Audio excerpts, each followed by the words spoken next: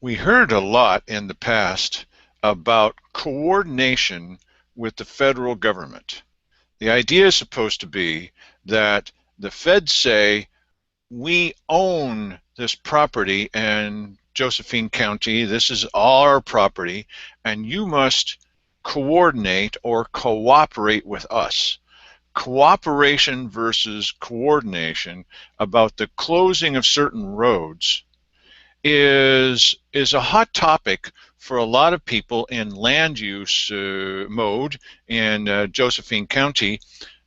What right does the federal government have to come in and close off certain roads to you for hunting, for driving your four-wheel vehicle, for going spotted owl watching, whatever your thing is that you want to do? Does the federal government have the right in our area to tell us what we can do with property that we says, no, wait a minute, we're a home rule county. Just how much sovereignty do we have, and how much has been turned over to the federal government?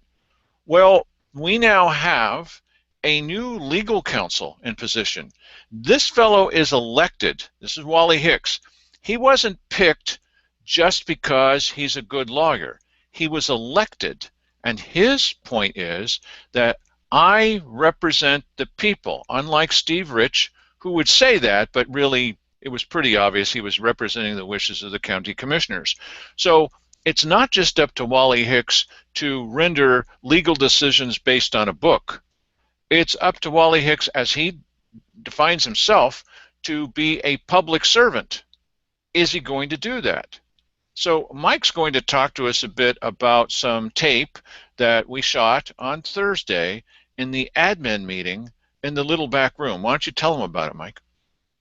Well, it's basically apparently Simon Hare asked Wally Hicks to kind of lay out a framework that would talk about how they would facilitate coordination with the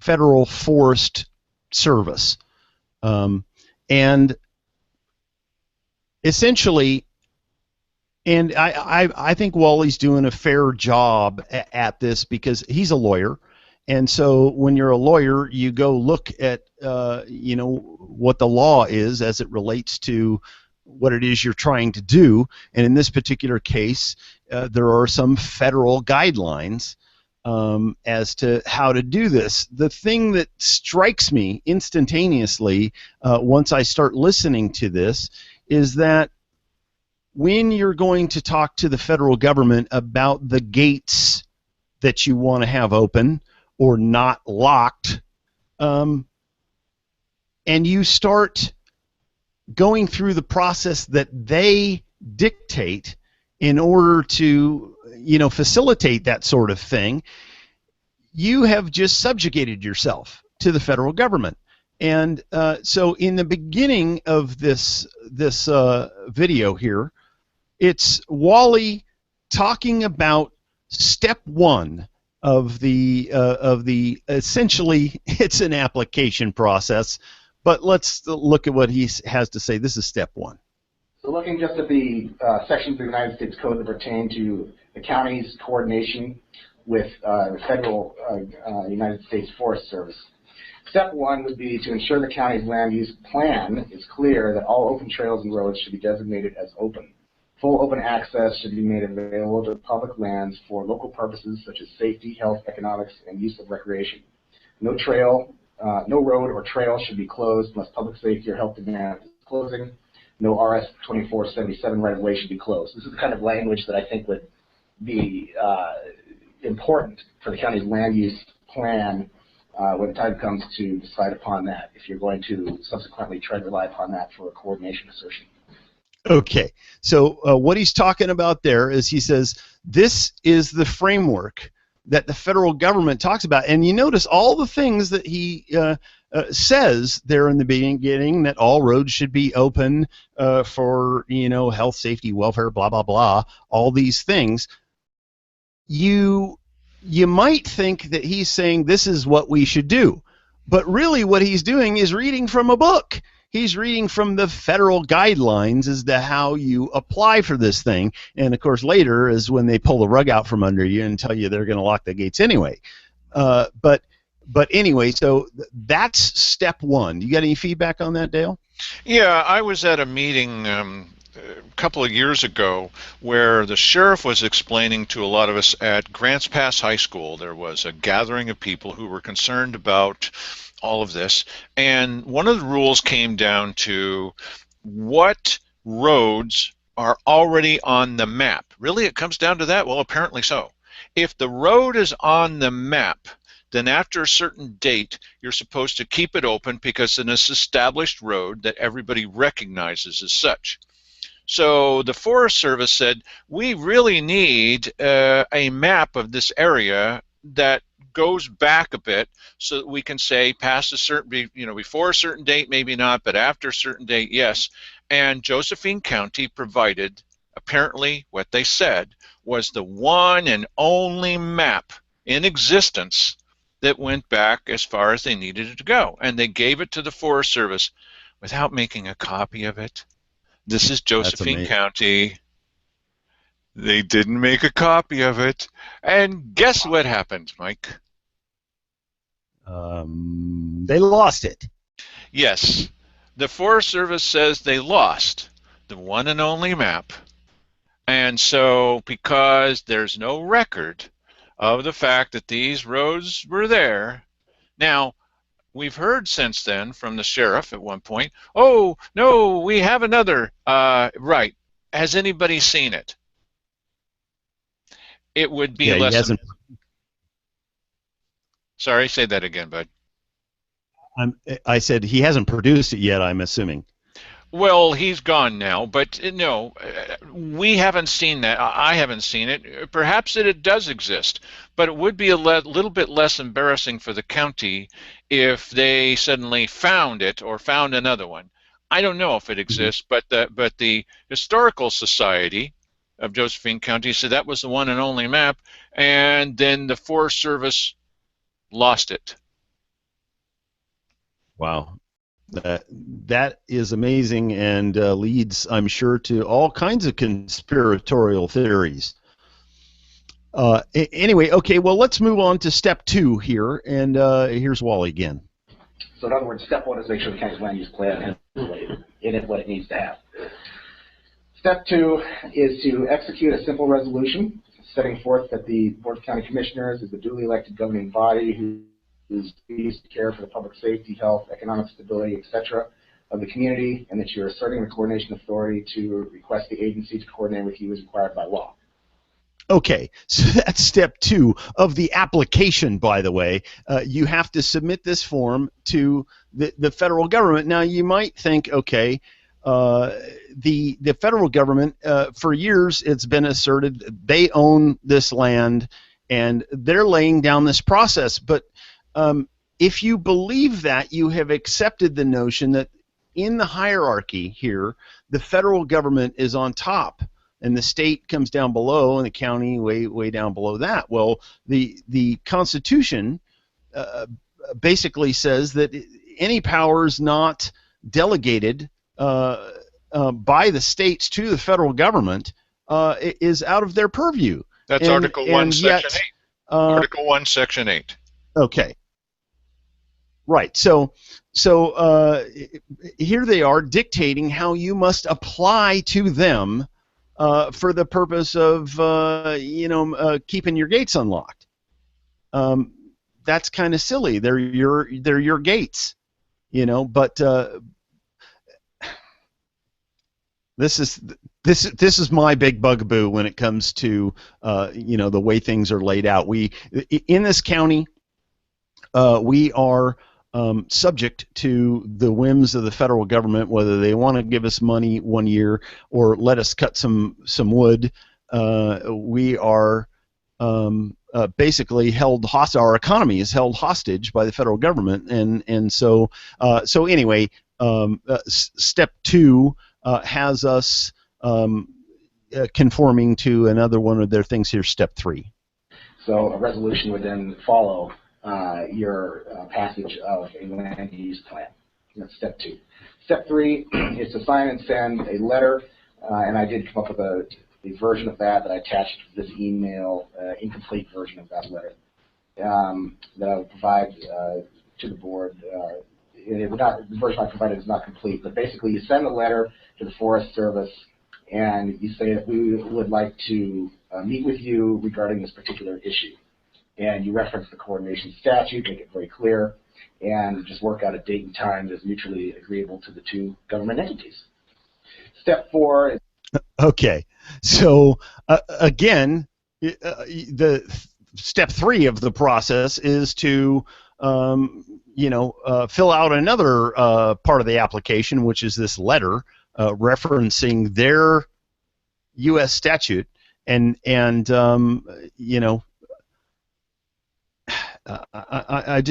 I get lost in this whole thing because it's all out of sequence as far as I'm concerned. But anyway, you got an angle on that, Dale? Yeah, the way it's supposed to work is that we're supposed to be somewhat equal partners in this. They're a government and we're a government. And so this is where we get down to, there's a little semantics to this, cooperation versus coordination. What most of the other counties in Oregon have decided to do is they're going to cooperate with the government, and the way that definition of that word works in this situation is the government comes up with a plan, and the other counties, most of them, have decided to cooperate with the federal government on that plan. What we've said, we're one of the very few who said, no, wait a minute, the word says coordination, and by your own definitions, we say to the federal government, coordination means you sit down on an equal footing with us. That's the theory. And we have a plan, and you have a plan, and we look at each other and see how these plans coordinate, and then you might have to give a little and we might have to give a little, but our plan is just as valid as yours. We're a home rule charter county. Okay, and you know what, I get that to a certain extent. I mean, that would be really good, but I believe that there's a subtle psychological thing that happens when, in order to do this, you follow their guidelines. I mean, to me, how come they are not applying to us to come and lock up some gates in our county? Very good. Here's the triplicate form that we require for you to do that, and so we need a signature of this guy, and we need this, that, and the other thing, and load them up with a half a ream of paperwork to do, and then we'll see them in 10 years, and in the meantime we can come and go as we please. And now, if we were as independent as our citizens ask to be, they ask our county commissioners, show our independence. Why the heck wouldn't we give the federal government papers to fill out in triplicate and say, go get these people to do this, and whenever you've got your act together, federal government, then we'll sit down and coordinate with you as equals. Right, and the funny thing that you mentioned that that'd be down the line a little bit. It most certainly would, because government never gets anything done quickly, including ours, and that becomes apparent when they start talking. Well, here, let's go to step 4, and then as this thing goes step 5 and then the end, you'll see them talking about how they're going to get all bureaucratic on this. All right, here's step 4. After the meeting is arranged, send an agenda that's clearly labeled coordination agenda for the U.S. Forest Service Wild Rivers Ranger District, and then ask the agency if there's anything they would like to discuss. This is a government-to-government coordination meeting, and I believe that it would be an open meeting, so the public could attend. I do not believe that public comment is required by statute that I found so far. I need to confirm that either way, but due to the government-to-government nature of the meeting, it's probably not public comment. That probably not require a public comment scenario under United States Code, at least. Okay. Here's another thing. You can't let that go by without commenting on it. Now, based on their U.S. Code statute, this is a government thing. We don't have to have public comment. Really, see, every step of the way, they're taking their dictates from the feds. Well, now wait a minute. Now, Cheryl Walker does not want to put up with public comment. Why, she got into her lofty position based on 62 votes. So she doesn't need to really include our input as the mere bosses of these public servants, does she? Yeah, no, I agree that she probably doesn't want to see that either. But one thing that's very interesting also, and divorced from the rest of the substance of this video, is if you watch the body language of Cheryl Walker during this entire video. Oh, yeah. Could not be less interested in this, period. I mean, she barely is giving Wally Hicks the time of the day, and she's, maybe she's reading some documents pertaining to it, but she seems to be mostly distracted with something else. Anyway, let's continue. And step 5, be prepared at the meeting to discuss specific concerns about roads that will be closed. Okay. This is the killer, because in the guidelines, the federal guidelines, they tell you, okay, here's how you do it. Oh, all roads should be open and all this kind of stuff unless there's some other kind of reason. Step 3, step 4, and then step 4 or step 5 says, be prepared to talk about the roads you're going to close. I mean, that is just goofy. Anyway, here, let's just finish this thing up. So that's basically the rough outline of how a county would go about asserting coordination authority. A lot of this I did glean from the coordination workbook, and this model was one that I largely tracked that was used by the Fremont County, Wyoming Commissioners dated February 19, 2008. Okay, so basically, I mean, he says there, I got this all from the coordination workbook that they put out. I mean, how can you get what you want when you start with their guidelines? I mean, I can imagine, the Palestinians going, well, we'd love to come up with some sort of cooperation with you, but you haven't sent us your guideline workbook.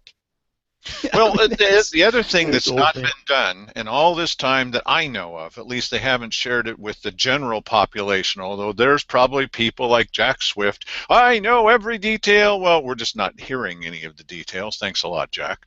The thing is that if we're going to compare our plan to their plan, we need to actually have a plan.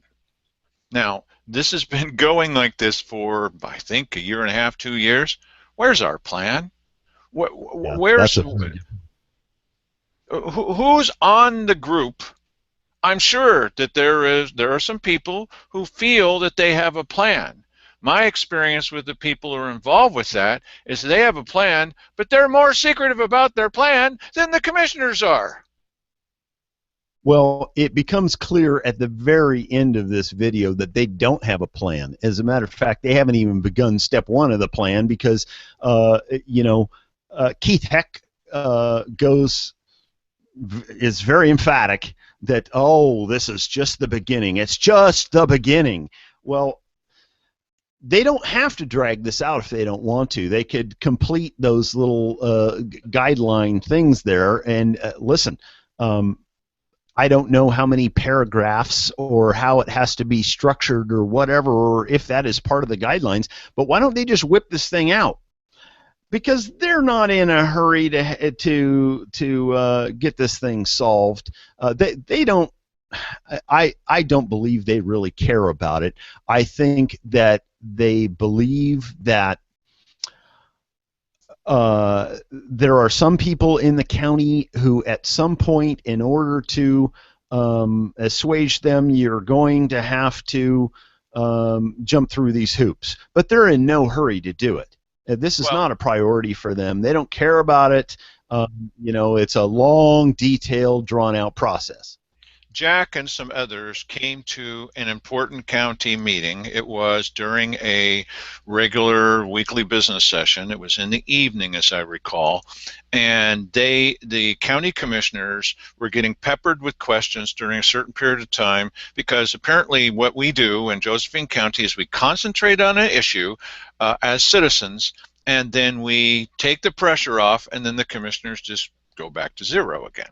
And they were getting a lot of pressure to answer these questions about what they called RS 2477, which stands for Revised Statute 2477, about when the roads are going to be open, and this thing about the missing map and the rest of that, the conveniently missing map. And so they said, we need answers. We want you to take action. Oh, action. Well, all right, we'll have somebody come in and answer your questions, and he'll be here next week. Oh, did I say next week? I meant he'll be here in a month. Oh, did I say he was going to be here in a month? Well, he's going to be here. So eventually the guy comes in, and he talks about this and that and this and that, everything but RS 2477. And people got up after he was done and said, why didn't you talk about this? Oh, did you want to hear about that? Well, the commissioner said, oh, go back to sleep, everybody. Why, he will answer you when the time is correct. And by the way, and then something else, something else, something else. This was such a long time ago that either those people just said, oh, man, forget about it. Nothing's happening. Or they decide to come back, or they think that they had to go wash their hair or something. But they... Yeah. There's no sustained action. And so as far as we know, as far as the population, the general population that cares about the Constitution, home rule, sovereignty, not being dominated by the federal government, nothing is going on. And Keith Heck, if there is something going on, Keith Heck doesn't know about it. And, well, oh no, I'm not surprised by that. Yeah. Agreed. Anyway, so that's basically kind of an update of what's going on with coordination. So I wouldn't expect any definitive announcement anytime soon. Well, what's going to happen? What's going to happen tomorrow? Tomorrow, all these gitchy little meetings that I go to of the county commissioners, they're going to have a general discussion where they're going to discuss specifics. Okay, whatever. Tomorrow morning with Wally Hicks. He's going to come in and talk about his priorities for the coming future. He probably won't be talking about the fact that we'll be seeing less and less and less of Wally Hicks because he wants to be head of the Republican Party in Oregon.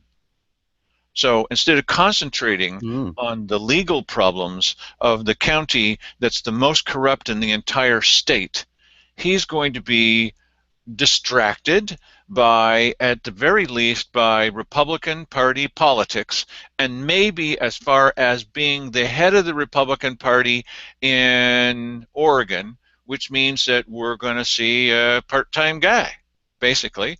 I wish him well. I hope that he's able to follow through on some of these things. I want to believe him.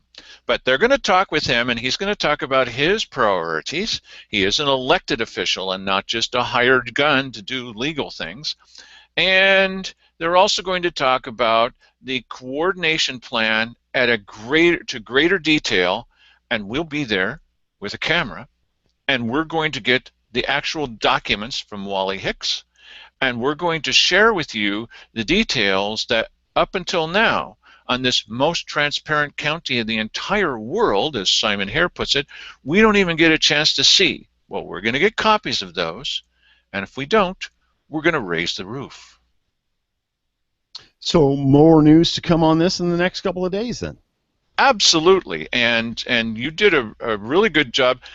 I understand that there are those who can say, well, neither one of you are the world's expert on this. Where's your show? Sorry. We're doing what we can to try to explain to everybody what's happening, and we're basing it on what the commissioners are saying. And if you're convinced, as someone out in the audience, that there's a lot more progress than you're reporting, then why don't the commissioners know about that?